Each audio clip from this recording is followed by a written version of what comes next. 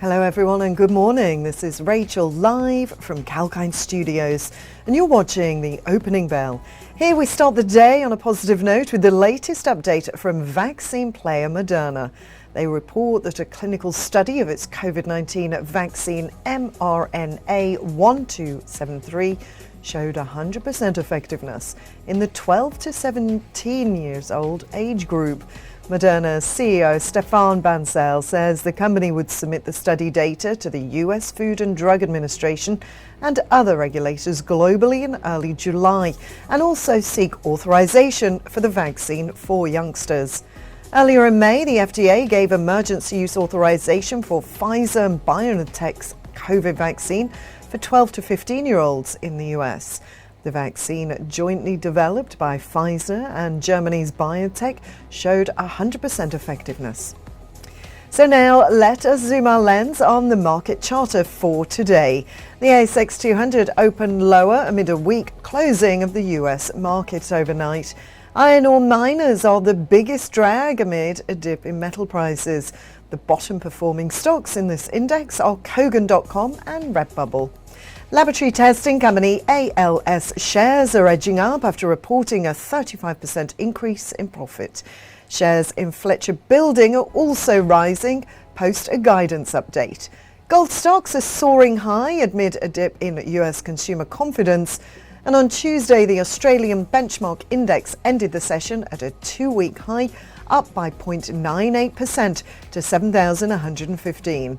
The benchmark index marked a positive day for a fourth consecutive session as heavyweight miners and gained on firmer iron ore prices and financial stocks tracked US peers.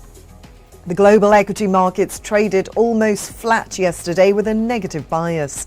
And on Wall Street, the Nasdaq Composite closed 0.03% down, while the benchmark S&P 500 index was down 0.21%. The Dow Jones Industrial Average closed the session 0.24% down, and the US dollar hit new lows after the US Fed officials reaffirmed a dovish stance on their monetary policy that eased inflation concerns. Market participants weighed the central bank's soothing words that put to rest tabering worries for the time being, but pushed the dollar to 4.5-month lows.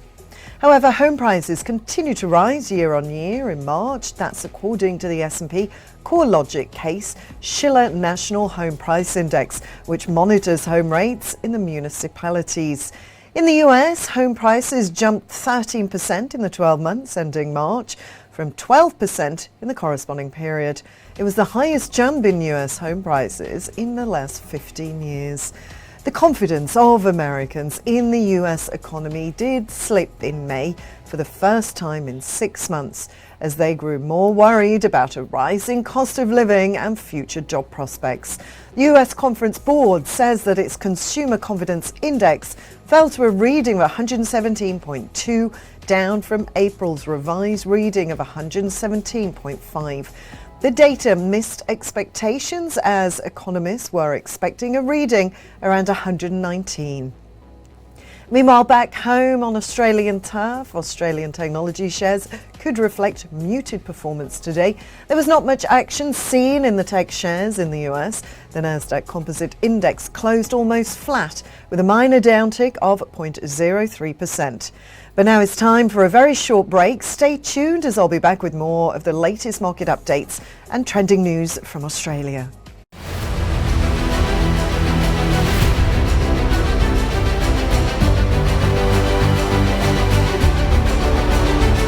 At 𝐊𝐴𝐚 TV, we'll take you to the heart of the Australian equity market. We'll bring you breakthrough stories that highlight volatility, as well as tailwinds building across the length and breadth of markets. Whether space travel will gain momentum, while economies may gradually open amid vaccine rollouts, our experts will share their timely inputs. So join us on this exciting journey of live streaming financial and stock market news. 𝐊𝐴𝐚 TV.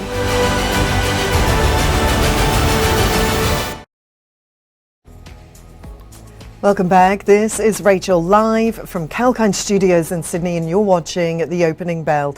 Let us first look now at the energy sector. On Tuesday, crude oil prices were mildly up as an increase in the demand due to the Northern Hemisphere's summer driving season approaching.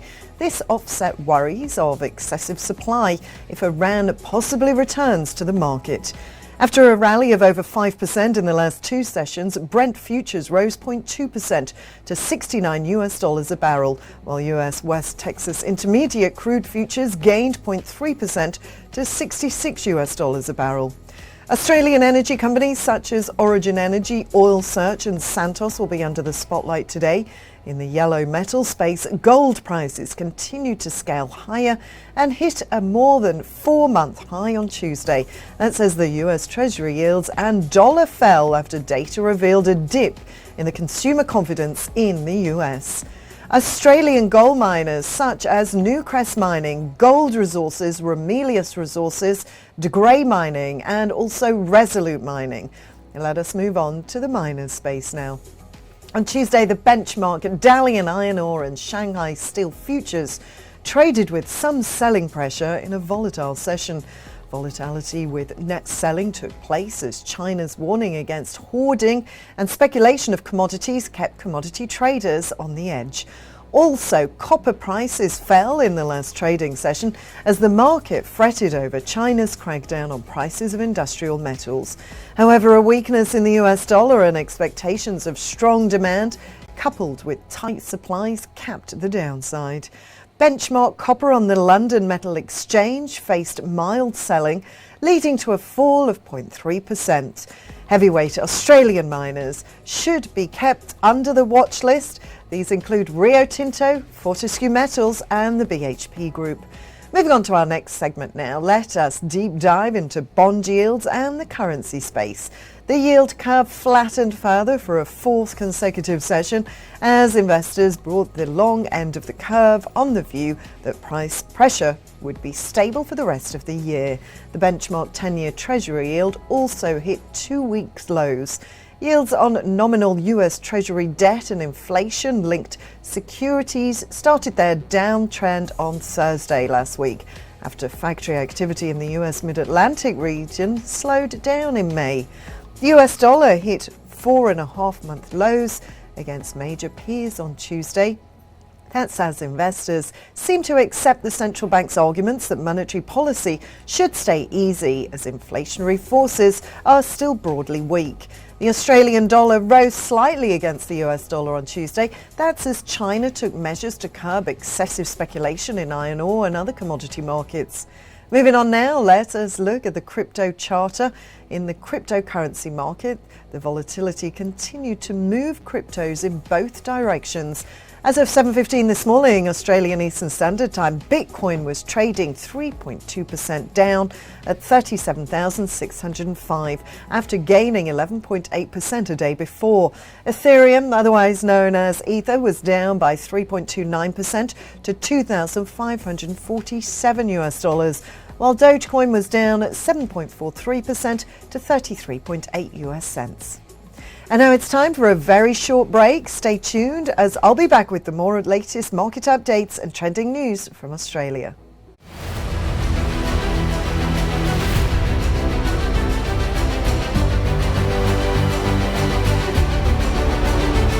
At 𝐊𝐚𝐥𝐤𝐢𝐧𝐞 TV, we'll take you to the heart of the Australian equity market. We'll bring you breakthrough stories that highlight volatility, as well as tailwinds building across the length and breadth of markets. Whether space travel will gain momentum, while economies may gradually open amid vaccine rollouts, our experts will share their timely inputs. So join us on this exciting journey of live streaming, financial and stock market news. 𝐊𝐴 TV.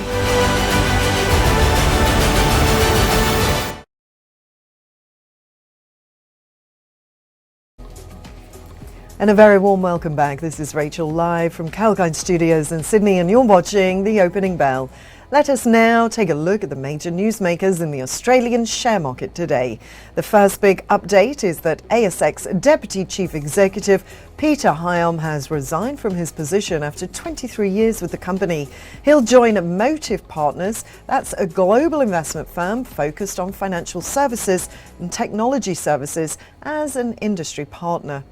Next update is from Fonterra Shareholders Fund. They issued a warning to its investors, saying that the company's earnings could be under significant pressure in the last quarter of the year due to the seasonal profile of the business and tightening margins. And as mentioned earlier, ALS reported a 35% rise in its full-year net attributable profit to $173 million. The revenue rose 5.2% to $1.76 billion.